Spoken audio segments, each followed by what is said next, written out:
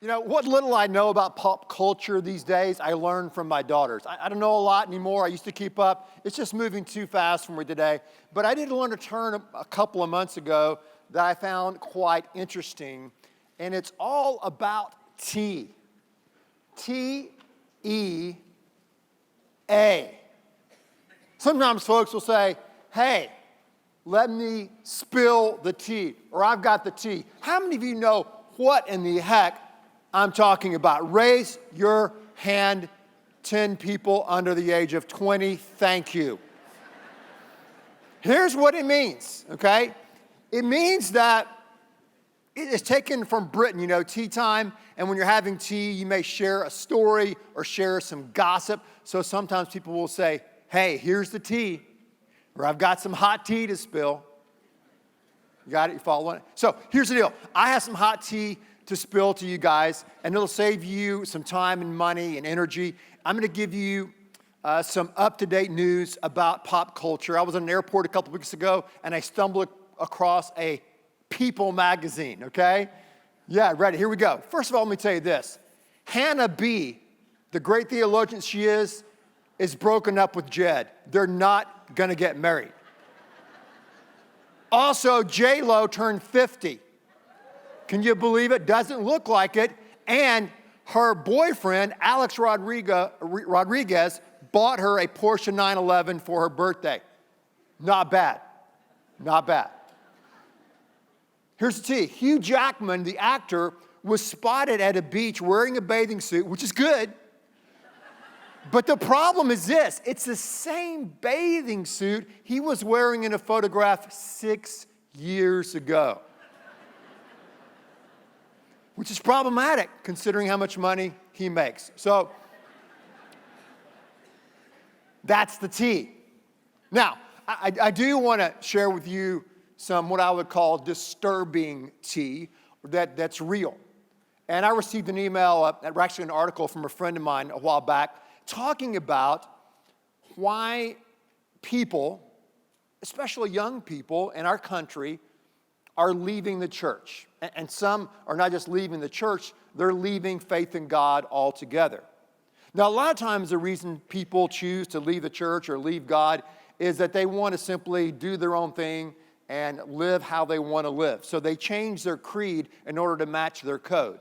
However, in this case, the researcher really looked into and talked to people who have left the church or left their belief in God.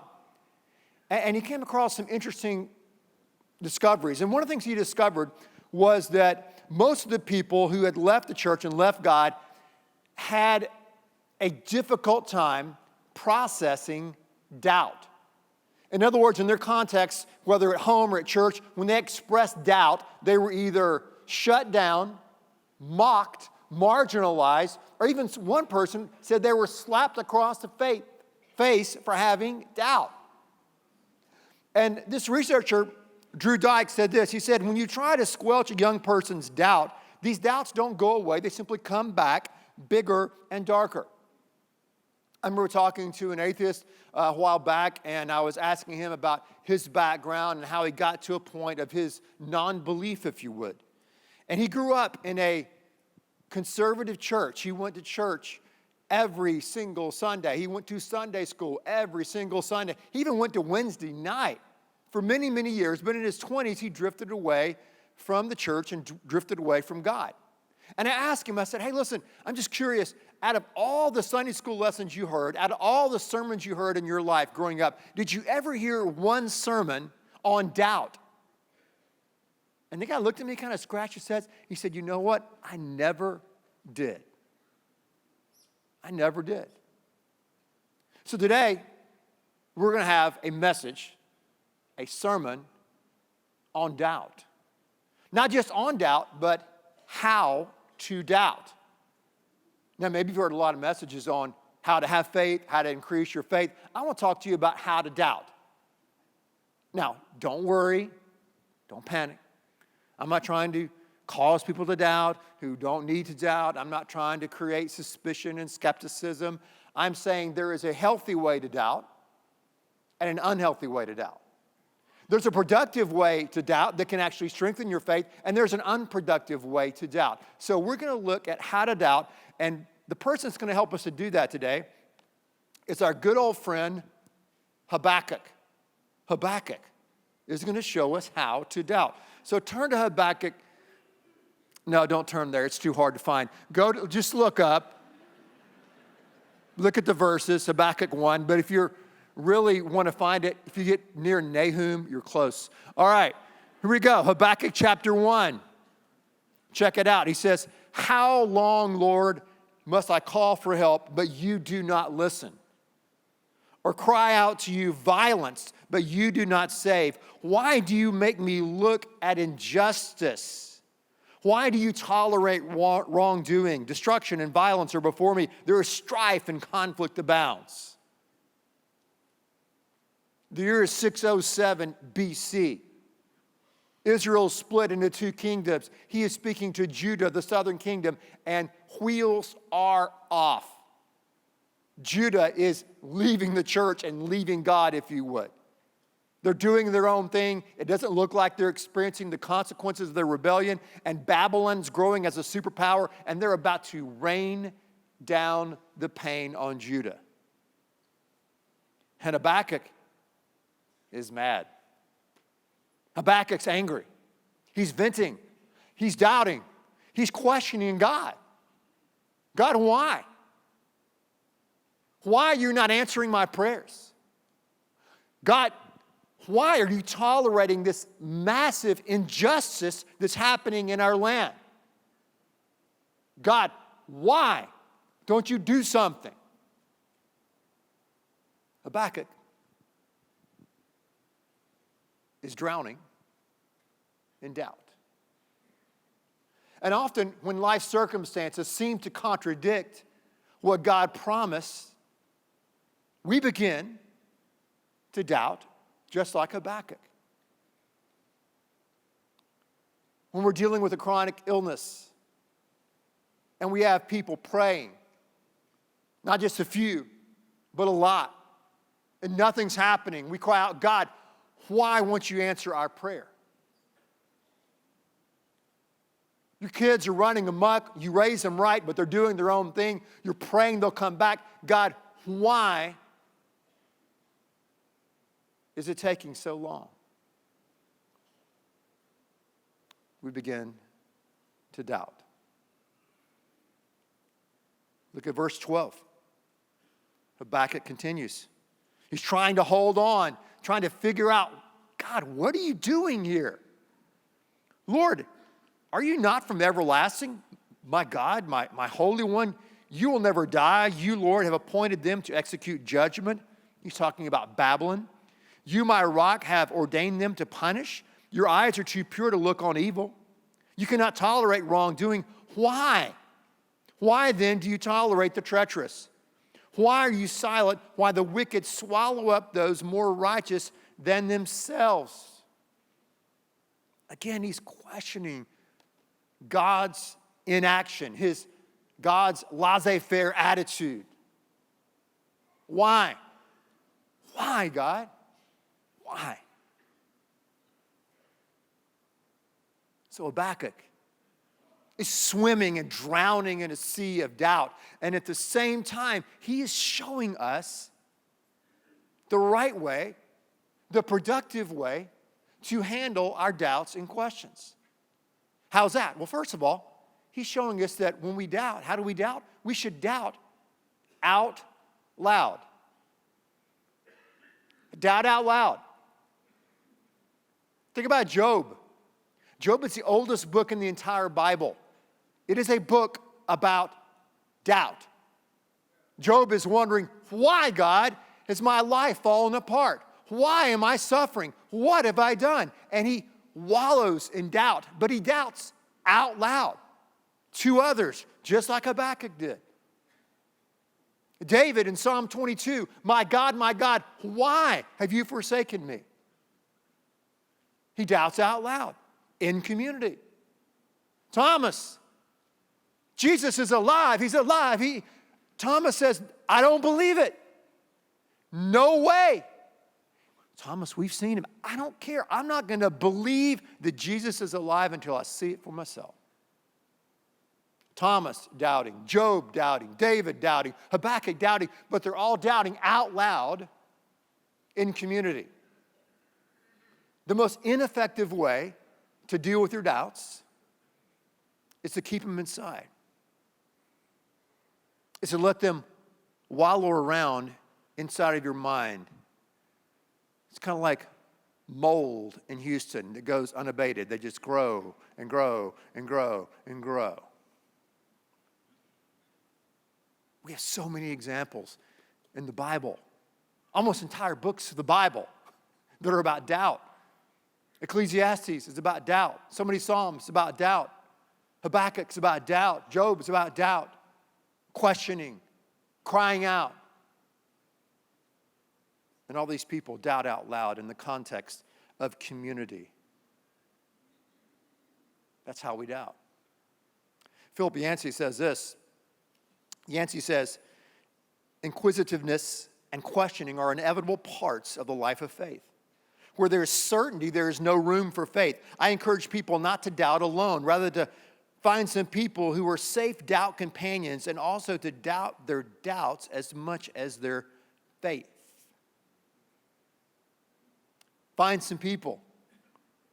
Find some leaders. Find some friends. Find some family members. Find some pastors who are safe doubting companions you can process this with. Thankfully, we live and are a part of a church that welcomes doubt as much as faith. This is a safe place to process doubt. What else does Habakkuk show us? Well, if we had time, we could get into Habakkuk chapter 2. And in Habakkuk chapter 2, God answers Habakkuk's questions. Sometimes God answers our questions, and sometimes he doesn't. In Habakkuk's case, he answers. He said, listen, Habakkuk, don't you worry. Judah, my people, they're going to begin to experience the consequences of their wrongdoing. Don't mistake room to repent for permission to sin. They're going to get justice. And Habakkuk, I know you're worried about Babylon. Don't you worry about Babylon. I know they're crazy. I know they're chaotic. I know they're harsh. I know they're cruel. I know they're about to take over your people, but I will bring justice to them as well. The Lord is in his temple.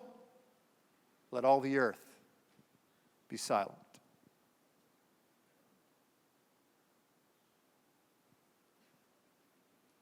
So what's happening here? Again, Habakkuk is showing us how to doubt. We doubt out loud to God and to others in the context of community. We don't keep them to ourselves. And as we see here in chapter 2, we doubt in order to find out. We doubt in order to find out. Frederick Buechner says this. He says, if you don't have doubts, you're either kidding yourself or asleep. Doubts are the ants in the pants of faith. They keep it awake and moving. If you're having doubts, if you're having questions, if you're struggling, doubt out loud, struggle out loud to God and to others, but allow your doubts to move you, to be those ants in the pants, if you would, that's going to allow you and push you to find some real answers. Gary Habermas, one of the foremost experts on the resurrection of Christ in the world today, also an expert on doubt, says there are 3 types of doubt. There's factual doubt. That's when we doubt, say, the basic facts of the Christian faith. It's interesting, the last several months I've been talking about doubt and stuff, and I've met so many people who come up to me and say, hey, you know, I believe in God, or I have a friend of mine that believes in God. They just say, I don't know about Jesus. Okay? So it's kind of a common question I hear a lot. So those are the basic facts. Say you're doubting whether God is there. You're doubting who Jesus is, what he said, doubting Scripture. Those are doubting the facts of the Christian faith. Also, Habermas says there's emotional doubt. And that's when you know God's there, you believe in God, but you feel like Habakkuk does here, that God's let you down. That God is not doing something, that you're praying in God's will. And he seems to be taking a long time. That's emotional doubt. And also he says there's volitional doubt. And that's when we choose to stay in a place of doubt. We just choose to doubt. We choose to perpetually circle the metaphysical airport and never land the plane. Volitional doubt. But I would encourage you today to let your doubts take you somewhere. Doubt in order to find out. Go do some research. Find some good books.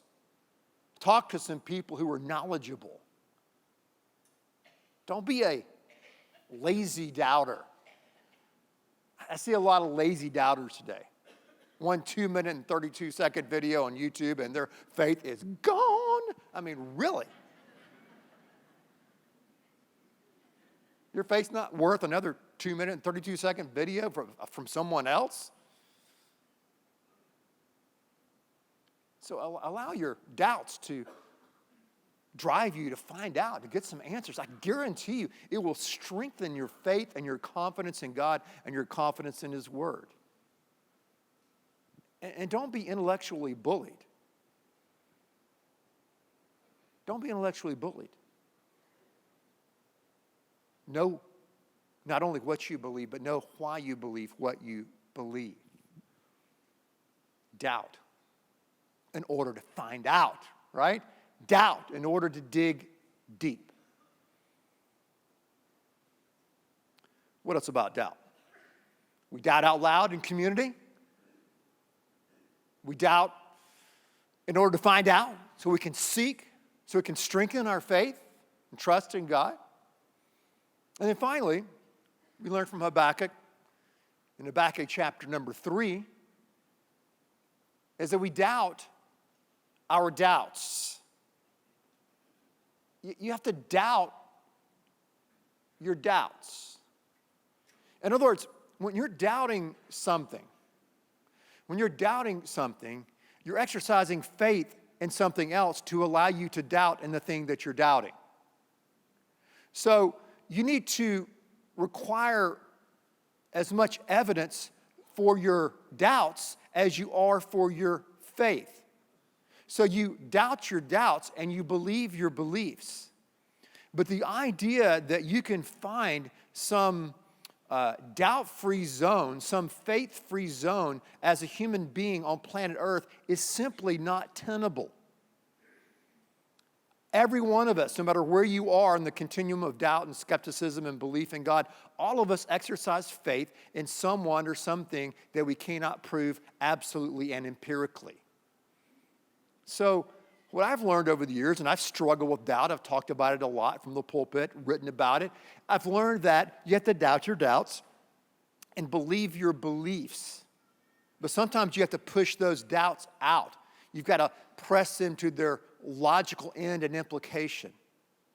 And also realize that God is a lot bigger than my little bitty doubts and your little bitty doubts. I'm not saying your doubt's not important. I'm not saying your questions are not real and maybe emotional and maybe factual and all the above. I don't know that. But again, God's bigger than that. God is the one who gave us the ability to question and doubt in the first place.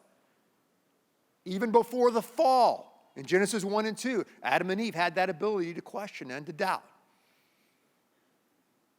So doubt your doubts and believe your beliefs. That's what good old Habakkuk did. Habakkuk, man, he's doubting, he's screaming, he's questioning, he's crying out. And finally he goes, all these things that I see, all the injustice, all the pain, the lack of now answers to prayer is very real. But you know what? Habakkuk says, I know God. I know God is there. I know God is real, whether I can hear Him right now or not. And I'm going to choose to doubt my doubt and believe my beliefs. Look at Habakkuk 3, verse 17. It's the last few verses of this book. What a crescendo. He says, though the fig tree does not bud and there are no grapes on the vines, though the olive crop fails and the fields produce no food, and there is no sheep in the pen and no cattle in the stalls. Let me read that again. Though the stock market crashes worse in the 20s, though I have no 401k, I don't have a job. Okay, now. Verse 18, yet I will rejoice in the Lord. I will be joyful in God, my Savior. The sovereign Lord is my strength. He makes my feet like the feet of a deer. He enables me to tread on the heights. I like that. That's some dog-eat-dog, junkyard dog, if you would, faith and trust in God. When things are not clear, when it's hazy, when it's gray, when it's fuzzy, when it's painful. And Habakkuk knows that Babylon's about to rain down some serious pain and serious hurt. He says, in spite of all that, I'm going to stand on God, my Savior. In spite of all that, I know He delivered us and my ancestors from the Exodus out of slavery into the promised land, and I'm going to trust in Him no matter what. Yes, my doubts are real. Yes, my doubts are painful, but you know what?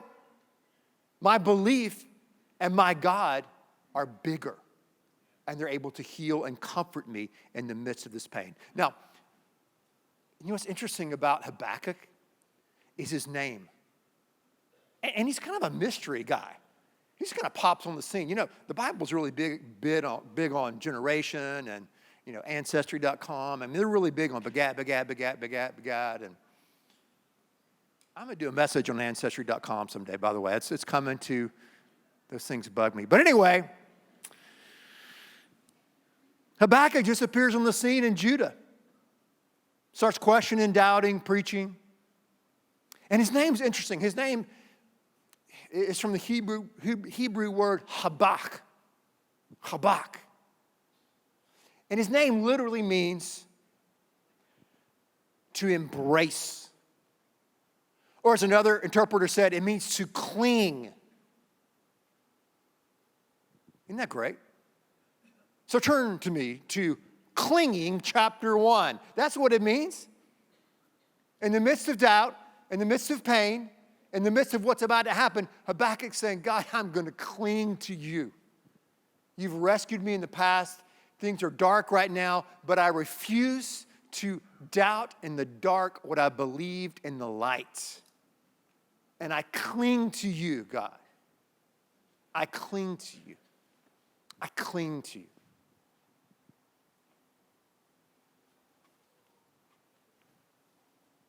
What do you cling to? Who do you cling to when doubts flood your life?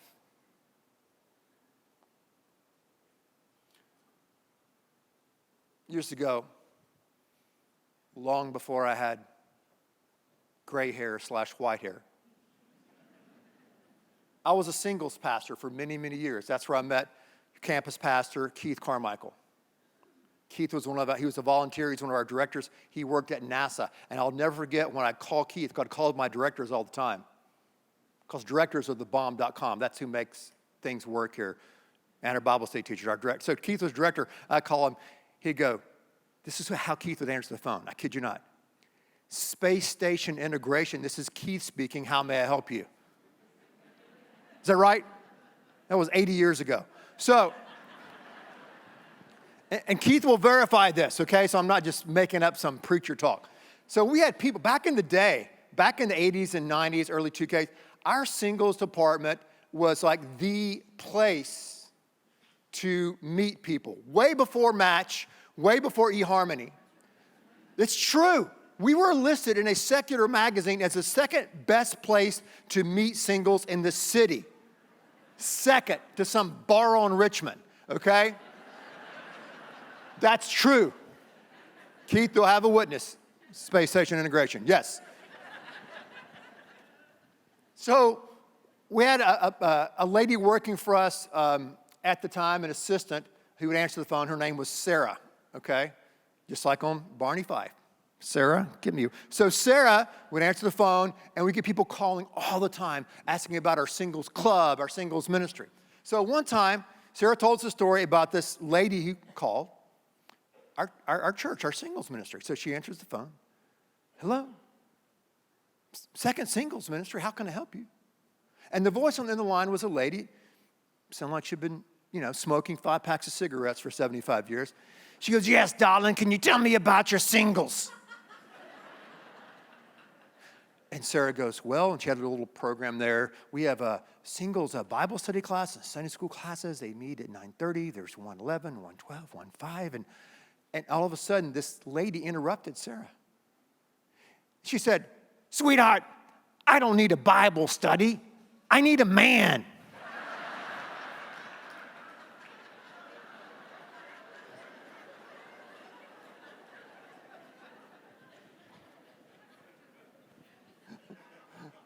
A female Habakkuk, someone who's honest.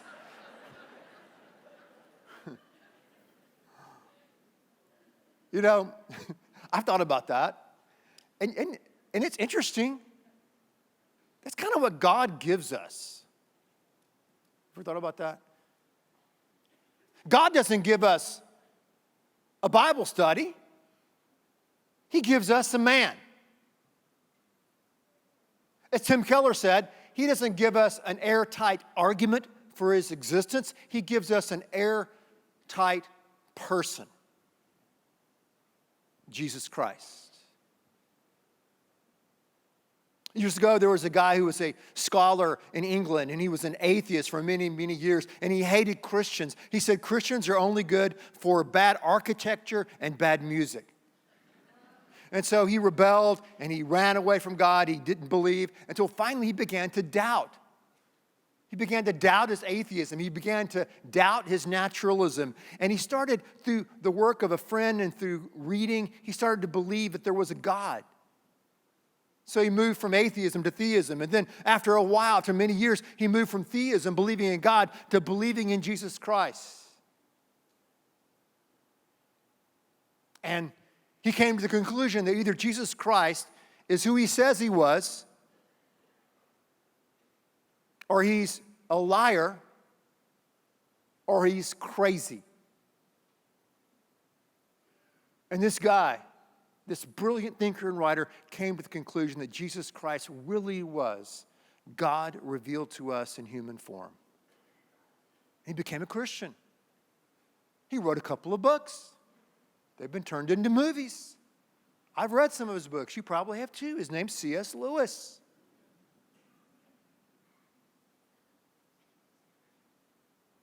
But his doubts led him somewhere. His doubts caused him to seek and to find out and to get answers. And he came to the conclusion that God gives us this airtight person in Jesus Christ. And we can go and we can still look and see that there is an empty tomb.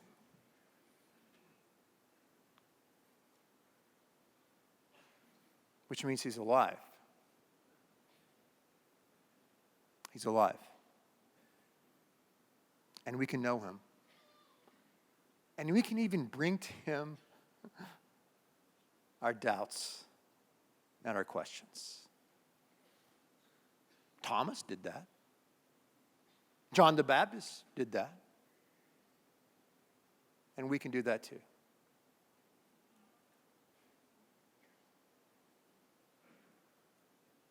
Years ago, there was a story about a young 14-year-old girl who was not feeling well. Parents took her to the doctor, and the doctor told her that she had a very aggressive form of cancer. So they immediately began treatment. The girl went home, eventually bought a notebook and started journaling in her notebook, writing out her prayer requests to God, writing out the experiences of going through chemo and the pain and the sickness, and writing verses that would encourage her along the way. People praying for her. But after a while, after fighting and battling, she didn't win the fight and she passed away. A few weeks after the funeral, her parents were rummaging through her stuff, and they came across that journal. And they were looking at the journal, and as they flipped through it, a note card fell out with 4 words written on the note card. And the note card simply said this. It said, "The moon is round." The moon is round. And so this young girl's parents couldn't figure out what that meant, the moon is round. So they went searching back into her journal, looking for entries, until finally they found this one entry that explained it. She wrote down, she said, I saw the other night the full moon in the sky, but tonight I can't see the moon, or sometimes I see a sliver of the moon, but I still know the moon is round. She said, sometimes I can't feel God's presence or know God's power. When I'm going through this pain, I just get a sliver of light, but I still know the moon is round. It's round.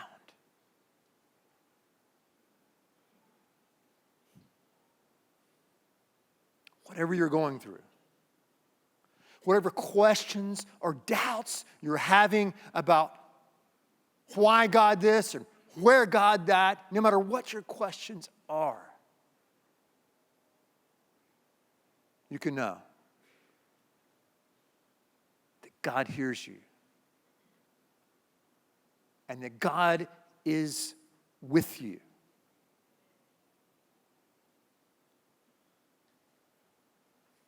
And that the moon is round. It's round.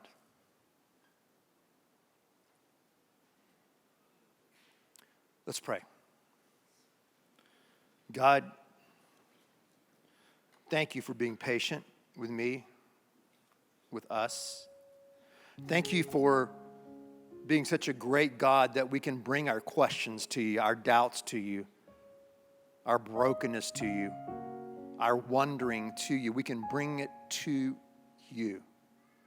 And God, I pray that right now, if there's someone here that you're calling and drawing to come to you, to trust in you, to believe in you, God, give them that ability in a few months to stand and walk down front and to receive the life and the power and the purpose that only you can give. God, give them that ability to stand and come down front today. Lord, others know you. They're following you. They've made that decision to follow you. And they're looking for a church not only that will strengthen their faith, but a church where they can go and process healthy doubt.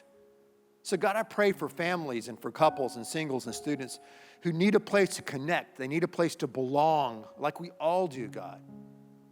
May they stand and come today and walk down these aisles and say, hey, we're beginning this new school year off right as a family.